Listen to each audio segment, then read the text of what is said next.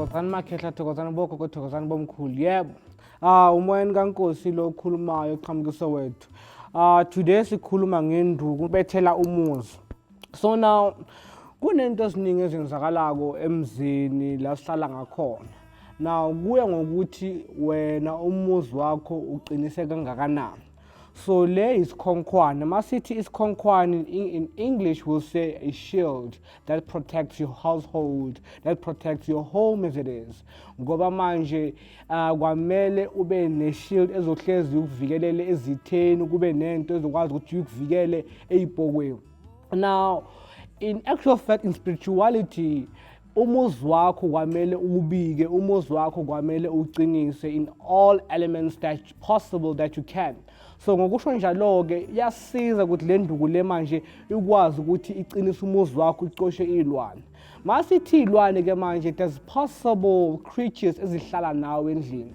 Umangale lapha hlala ngakhona kuqhuma izinto, umangale lapho hlala ngakhona kunento egijima phezulu kweroof uzibuza ukuthi kwenzakalani na. Umangale ukuthi ke manje sugqwele amarodo ukuthi awazi lamarodo aqhamuka ngakuphi, kanti izithunyelwe lezi zinto lezi ngoba maybe kusokuthi umuzi wakho awubikanga or umuzi wakho azange ubethele inhlobo manje izilwane ziyahlala lapho ziyenza umuzi yakha ngoba lapho bathi ushminti zikubona ngathi uhlala esigangeni, like amadlozi wakho now they did not recognize ukuthi uhlala ngakuphi. So now it's very important ukuthi umuntu abethule umuzi ke into zakhe zikhanye, umuzi wakho uvikeleke ngazonke izindlela.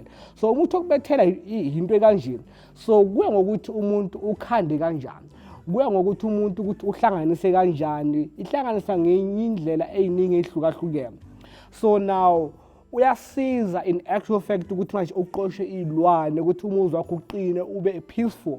Ngoba manje umuzi wakho mawugcwele izilwane ngisho akwazi ngisho nokulala, ngisho akwazi ngisho nokwenza anything like nje kuba nesithunzi esiba khona. So now ziyakha as much as now wakhile la wakhe khona now they create a corner of themselves and zakha khona lapho. Uthi wenza umsebenzi wokuvula inhlanhla kanti akuvuleki, kanti kunezilwane ezidla isilwane leso sihlabile.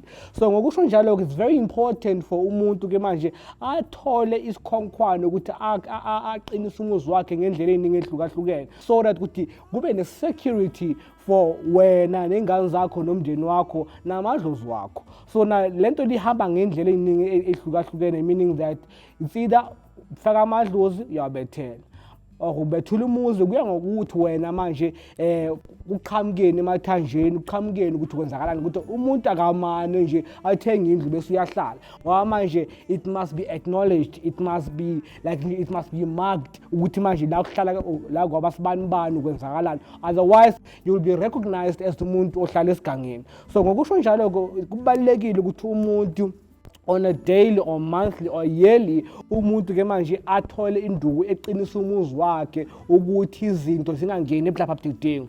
Ngoba abantu bathola bagqekezelwa, abantu bathola nje izilwane nje zihlale phakathi ekhaya, abantu nje futhi abomakhelwane babashaya ngezichitho bathole nje izinto ezisnacks emagedini, amaplastic afasiwe.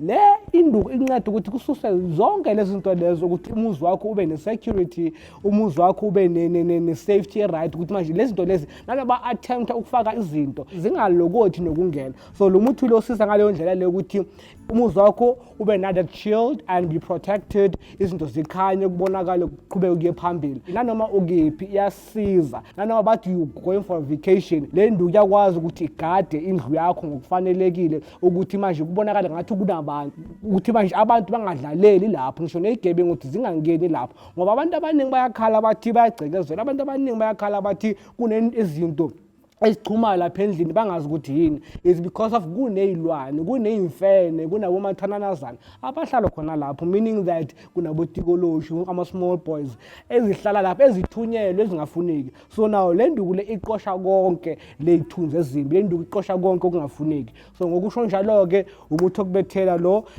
dedu bomnyama kuvela ukukhanya. Thokozani.